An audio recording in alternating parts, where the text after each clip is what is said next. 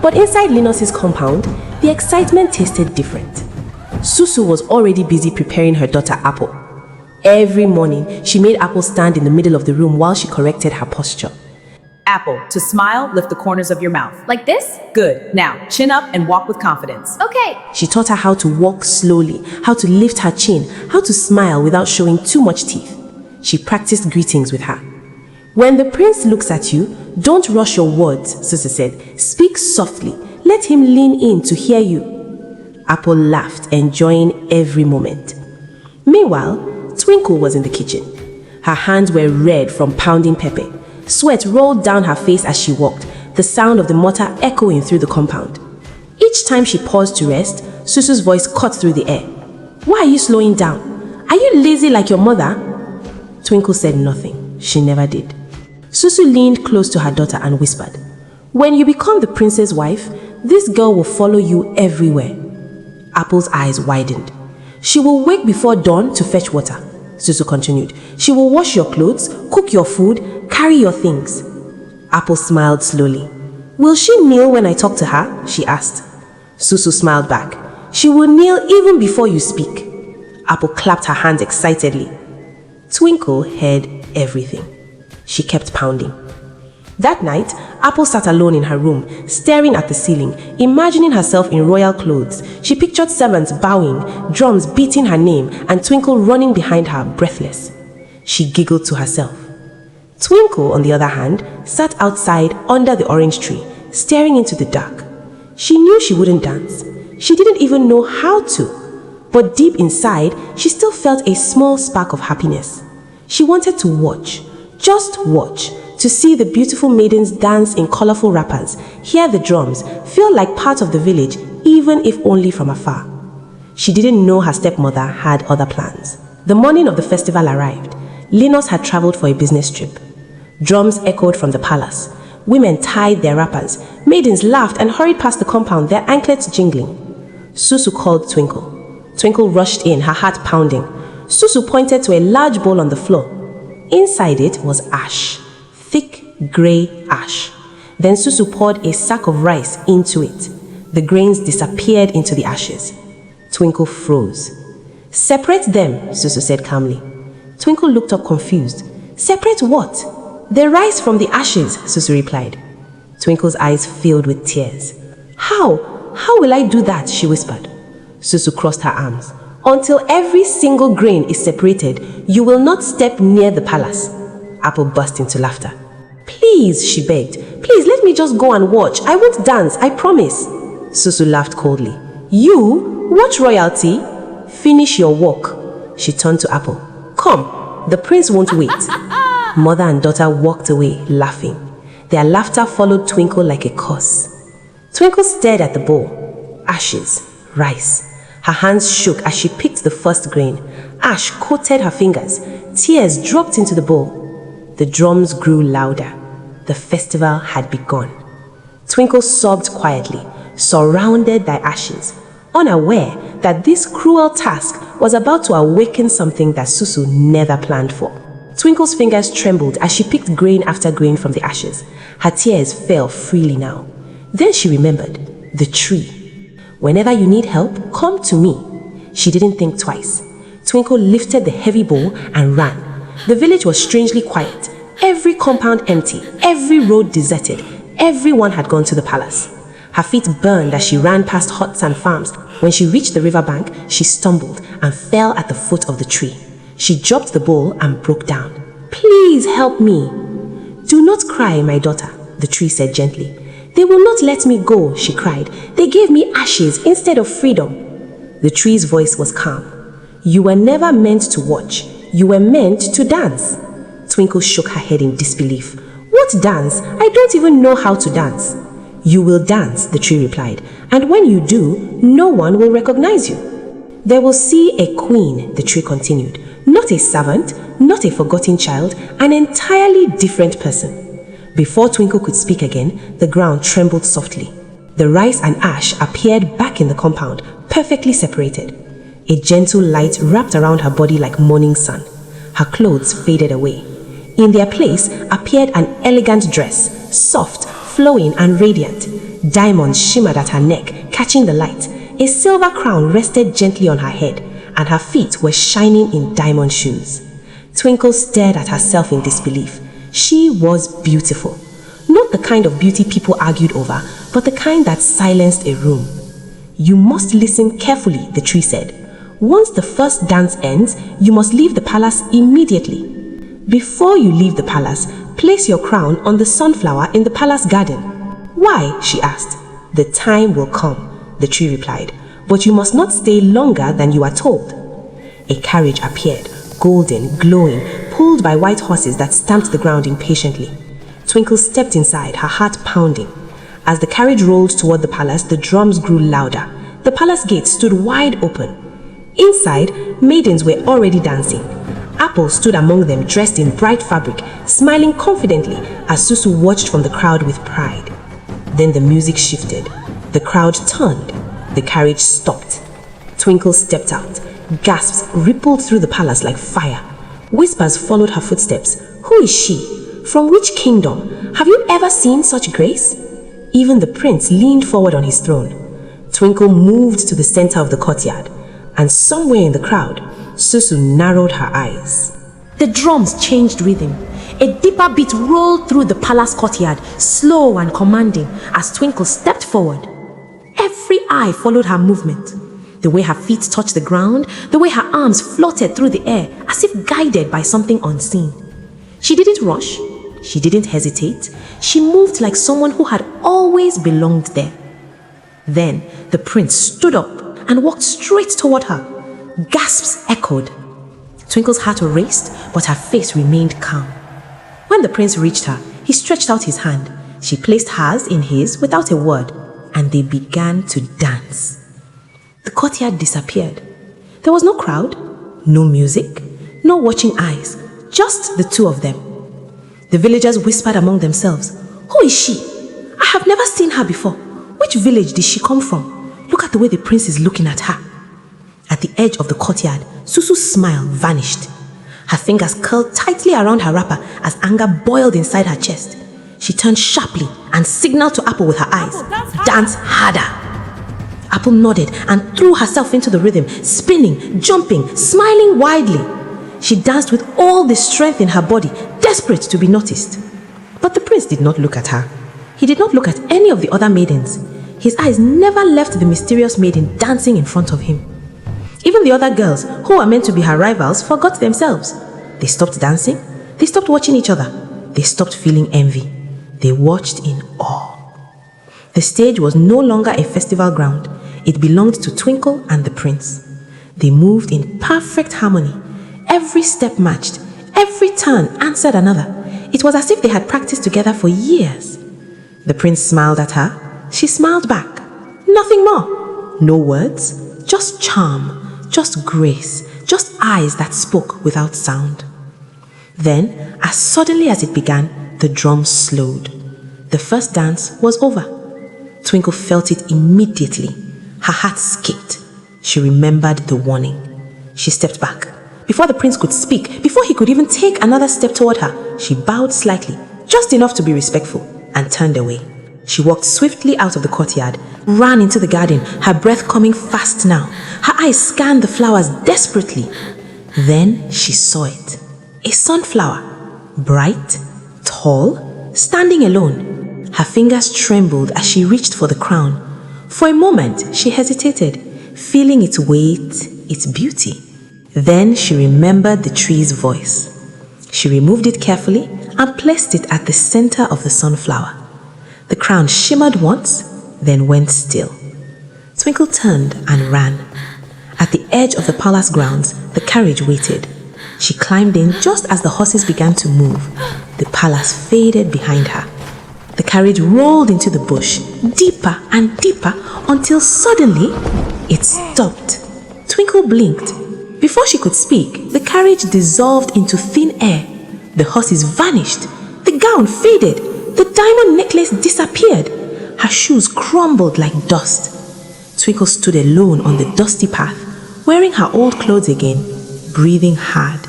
She didn't panic. She ran. By the time she reached the compound, Susu and Apple were already returning from the palace, laughing loudly, talking over each other. Twinkle rushed inside, quickly grabbing the bowl. She pretended to separate rice from ashes, her head bent low, her hands moving slowly. Susu burst in moments later. She froze. The bowl, the rice, perfectly separated, not a grain of ash in sight. Susu's mouth opened, then closed.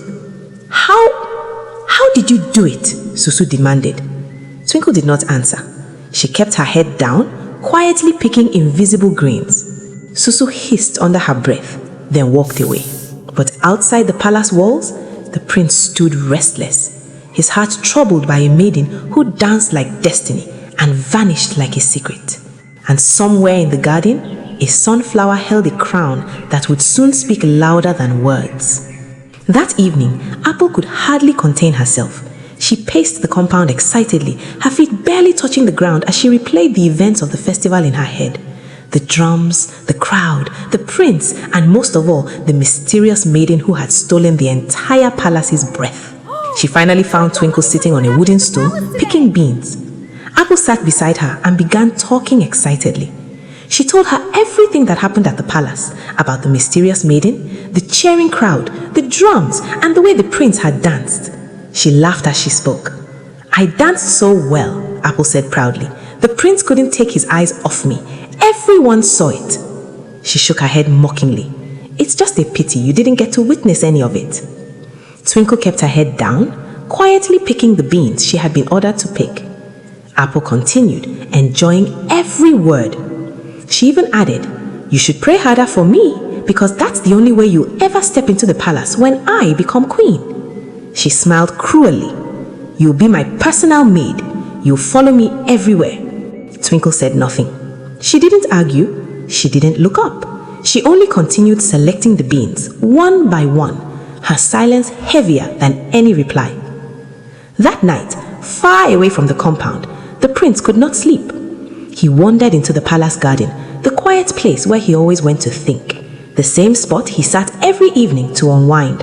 As he approached, something caught his eye. A crown, resting carefully on the sunflower's head. His breath caught. He picked it up slowly. "This," he whispered, turning it in his hands. "This is hers." The same crown that rested on the mysterious maiden's head as she danced. The same crown that glimmered under the palace lights. She was here, he said softly. He called his guard at once. Take this crown. "Take this crown," the prince commanded. "Keep it safely in my chamber. Tomorrow I will return it to her myself." The guard bowed. "Yes, your highness." But the next day came, and the mysterious maiden did not come. The drums played, the maidens danced, the palace filled again, but she was nowhere. The prince searched with his eyes. He waited. He stood. He asked. "She's not here yet?" Nothing. "No, your highness." By midday, his patience ran out. He stood before the crowd and raised his hand. "Enough," he said firmly. "The woman this crown belongs to is not here." "I will not wait any longer," the prince continued. "Tomorrow, I will go into the village myself. I will find the maiden whose head this crown fits." Susu's heart pounded. A crown-fitting test? A village search? Apple! She called sharply. "Yes, Mama. We must make sure that crown fits your head." When they got home, she stood and moved toward a hidden calabash at the corner of the room. Inside it was a dark liquid, thick, bubbling faintly, a concoction. This will make you Susu said irresistible. slowly, will make you Mama, you irresistible. are the best. Apple's eyes lit up. "Mama, you are the best!" Susu smiled. But even she was not prepared for what the concoction would do. That night, Apple drank it, and by morning, when Apple woke up, she stretched lazily, already smiling to herself. That was the day the prince would come searching, the day she would finally be chosen. She jumped out of bed and rushed to the mirror, humming proudly. But the moment her eyes met her reflection, she screamed. A loud, thunderous scream tore through the compound. Her eyes were bulging unnaturally, red and swollen. Her nose had stretched and turned an angry shade of crimson. Her neck, long, stiff, looked nothing like it did the night before. Her face had lost all softness, replaced with something frightening, something wrong. Apple staggered back, clutching her chest. No, this is not me, she cried. She ran to the mirror again, hoping it was a trick of the light, but it wasn't. Her body began to move strangely. Her hands shook, her legs bent awkwardly. She laughed suddenly, then cried, then laughed again, like someone whose mind had snapped in half. Her scream summoned Susu at once. Susu rushed into the room. She froze. The sight before her drained the color from her face. Apple turned slowly, her bulging eyes rolling. Look at me! Look at what you did to me! Susu rushed forward, grabbing her daughter's face, turning it left and right in panic. No, this cannot be.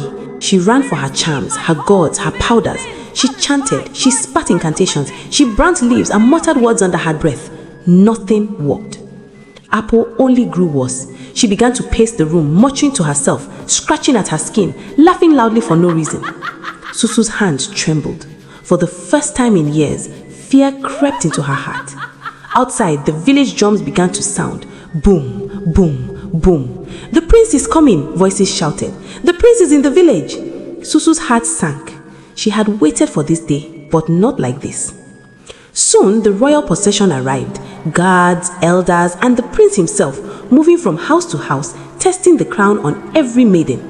Wherever they went, the crown refused to fit. It's not her. Move on. Not this one. At last, they reached Linus's compound. Susu's stomach twisted. Villagers gathered, whispering excitedly. Linus has 2 daughters. Yes, one very beautiful one. Susu stepped forward quickly, forcing a smile. My lord, please, my daughter is not feeling well today. The prince raised an eyebrow. Bring her out. Susu hesitated. When Apple finally stumbled out, supported by Susu, the compound fell silent. Then, laughter erupted. Some villagers covered their mouths, others gasped, children pointed openly. What happened to her? Is this sickness or madness? Apple suddenly screamed again, flailing her arms, her voice hoarse and wild. Susu wanted the ground to open and swallow her. The prince stepped back slightly. This is not the one, he said calmly. Susu's face burned with shame. You should see the other one, the villager said. Susu laughed louder. My lord, the other girl is nothing, just a servant, poor, dirty, not even fit to stand before royalty. The villagers murmured. Bring her, the prince said. Twinkle was called. She stepped out quietly, her head bowed, her clothes plain, her feet dusty from chores. The same girl that fetched water, the same girl that slept on the floor, the same girl Susu had mocked and beaten. When the guard lifted the crown and gently placed it on her head, the crown fit perfectly. Not too tight, not too loose. As though it had been waiting for her. The prince stepped closer, his eyes locked on her face. It's you, he whispered. You are the one. Twinkle lifted her eyes slowly, and for the first time since her mother vanished, hope bloomed. But far away beneath the river tree, the wind rustled softly, as if something or someone was watching and smiling. Then Twinkle stepped forward. Her voice shook at first, but she gathered courage and spoke loudly so everyone could hear. She told the villagers how Maui had been turned into a goat, how she had suffered in silence, and how Susu's jealousy had destroyed her life.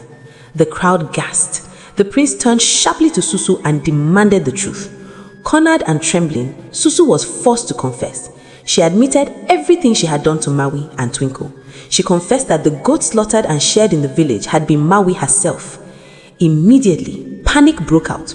People who had eaten the meat began to vomit violently, crying out in fear. Many swore on the spot that they would never again eat in anyone's house. Susu sobbed harder and confessed one last thing, that the spell meant to beautify her daughter had backfired, turning Apple into what she had become. As her confession ended, the spell broke. Before everyone's eyes, Susu screamed and transformed into a black goat. Some villagers ran home, unable to watch the abomination. An elder stepped forward and spoke with final authority. Let her roam the village and the bushes. This shall be the punishment for her wicked and inhumane heart. The prince then took Twinkle by the hand and led her away. He brought her to the palace. Linus returned days later from his business trip. When he heard what had happened, he screamed. He tore his clothes. He fell to the ground, shaking. He remembered the day the goat was slaughtered. He remembered eating the meat, enjoying it. He never recovered. From that day on, Linus wandered the compound like a shadow of himself, silent, broken, haunted. He died weeks later, a man crushed by truth. Twinkle married the prince in a grand ceremony. The entire village gathered. Drums roared, women danced, the land celebrated. Susu and Apple watched from afar, silent, broken, forgotten. The next morning, Twinkle returned to the river. She knelt before the great tree. "Thank you, Mama," she whispered through tears. The tree's voice came softly. "My daughter, my time is done. You have risen above pain. You have forgiven. You have survived. Live well." Then the tree vanished, gone. Twinkle cried, but she understood. Twinkle inherited all of Linus's lands, all his farms, all his wealth. She became queen and the richest woman in the village. As for Susu and Apple, they roamed the bushes. Children chased them with stones. Elders whispered warnings. Legends say they still wander to this day, eating grass, crying at night. And Linus, they say his spirit never rested, because some sins are too heavy for a man to survive. And so the story ends, with justice, with truth, with a crown that never belonged to wicked hands, and a reminder whispered by the wind: what you bury in hatred will rise in judgment.